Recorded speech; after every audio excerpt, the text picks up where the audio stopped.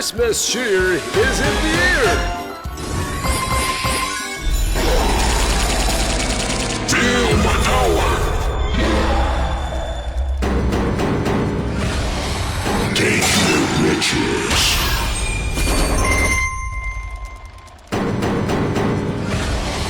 Big fortune is flooding toward you.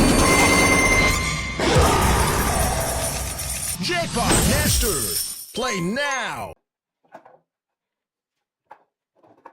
Hey everyone, welcome back to the shop. The night is quiet, the only sound is the low electric hum of the old fluorescent lamp hanging above the bench and that deep, familiar smell of dust, oil, and decades-old wood that never really leaves these walls. In front of me lies a relic, a massive early 2000s computer monitor, the kind with a thick glass screen and a plastic case heavier than some modern televisions. To almost anyone else, this thing is electronic waste, something to be tossed into a dumpster without a second thought. But when I look at it, I don't see junk. I see a perfect 250mm disc of crystal clear acrylic that has been hidden from the world for 20 years, just waiting for the moment it gets to spin again. There's something almost sacred, almost meditative about rescuing objects the rest of the world has already done. This monitor once sat on someone's desk while they sent their first nervous emails, watched grainy YouTube videos at 360p, laughed at stupid memes, maybe even edited their wedding photos. It was part of countless small human moments, and now every circuit board, every screw, every tired capacitor inside it is dead, except this one piece of acrylic that is still flawless.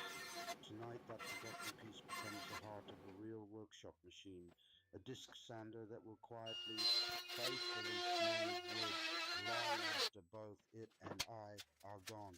We're not building this because I can't afford a factory-made sander.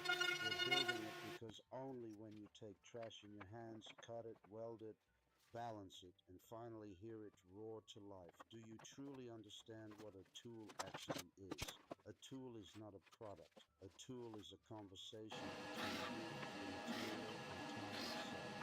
Tonight, the conversation partners are a 750-watt motor that somehow survived 3 burnt-out ventilation systems, random pieces of rusty square tube that have been leaning against a wall for years, and this thick, honest piece of acrylic that outlived its original purpose by 2 decades. 3 orphans, 1 new life. Let's begin. Disassembling an old monitor always feels like performing an autopsy on a small slice of history. You remove screw after screw, the plastic creaks and sighs like it's reluctant to give up its secrets. And finally, you lift away the shroud. And there it is, 8mm of perfectly clear acrylic, untouched by scratches, untouched by sunlight for 20 years. I run my finger across the surface and it's cold, almost icy, but completely, brutally honest. This material never pretended to be anything it wasn't. It just waited. Cutting a perfect 250mm circle without a CNC or a laser is an act of pure trust. Trust in the blade not to wander. Trust in your hands not to shake. Trust in the acrylic not to crack under pressure. You draw the circle, the old school way, find the center with a compass and a steady pulse, and then you guide the blade slowly, breathing with the machine. When the disc finally drops free, it lands on the bench with a soft, satisfying thud, the exact sound something makes when it is born for the second time. Down on the floor waits the motor. It looks tired, covered in dust and old grease, but when I cleaned the bearings last week, it spun as smoothly as the day it left the factory. 750 watts, 2800 RPM, raw, uncomplicated power, enough to turn impatience into dust in seconds. I build the frame from 20 by 20 square tube that has been rusting peacefully behind the garage since who knows when. I cut, I weld, I grind, I paint everything into black so the material disappears into the shadows and only the spinning disc remains beside the shape. Every extra ground, every unnecessary bracket I leave out. The secret to any good homemade tool is ruthless minimalism. Include nothing that doesn't have a reason to exist. Less is never lazy when it's honest. The work table is made from another piece of acrylic. Thinner this time, almost delicate, but still strong enough to take real punishment. I cut a precise slot so the disc can rise through it like the moon through clouds. Then I add the angle adjustment, a couple of slotted brackets, a wing nut, and suddenly it tilts smoothly from 0 to 50 degrees. Nothing here is over-engineered. Nothing is fragile.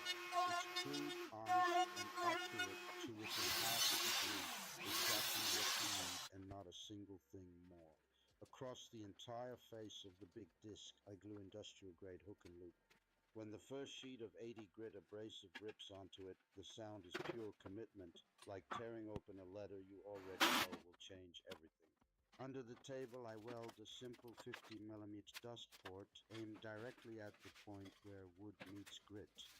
Later, when a shop vac is connected, the storm of sawdust will vanish before it even learns your name. Clean work is respectful work. First power-up is always the moment of truth. The disc wakes, slowly finds its balance, then suddenly screams into full voice. For a split second, I'm afraid the acrylic will explode into 1,000 shards, but it doesn't. It just sings. I take a rough piece of oak that has been sitting in the corner since last winter and press it gently against the spinning surface. Centuries of growth, storm, sun, and wind disappear in warm golden snow that gets sucked away instantly. There is a deep, almost spiritual peace in that moment, watching time itself being erased while simultaneously creating something smooth, something new, something that will probably outlast me by another century. I switch to 240 grit and run the same board again. One more pass and the surface feels softer than skin, warmer than skin, alive in a way no piece of fresh lumber ever feels. This machine doesn't simply remove material. It removes noise from life. It removes hurry. It removes every excuse we ever had for doing things halfway. We are thousands and thousands of tiny, deliberate, controlled instructions, all moving in a every tool we build with our own hands. In the slight wobbles we manage to eliminate, in the small asymmetries only we will ever notice. Factory machines are perfect, cold, interchangeable, soulless. This S-turn sander has my fingerprints in every corner, my tired late-night welds, my quiet stubbornness that refused to give up when something didn't fit the first time. That is how you know it is truly alive. Years from now, long after I'm gone, someone else will walk into this shop, flip the green button, and hear the same low growl rise into a scream. They won't know my name. They might not even know the story of the old monitor that gave its heart to my success, but they will feel the patience, the care, the thousands of small decisions spinning at 20 meters per minute. And in that moment, the conversation started between them, the wood, and time itself. That, my friends, is why we build. Not for likes, not for views, not to prove anything to anyone. We build because turning trash into thunder is the quietest way must be part of it. Thank you for spending these minutes with me while something useless became something eternal. If this spoke to you even a little, leave a like right in the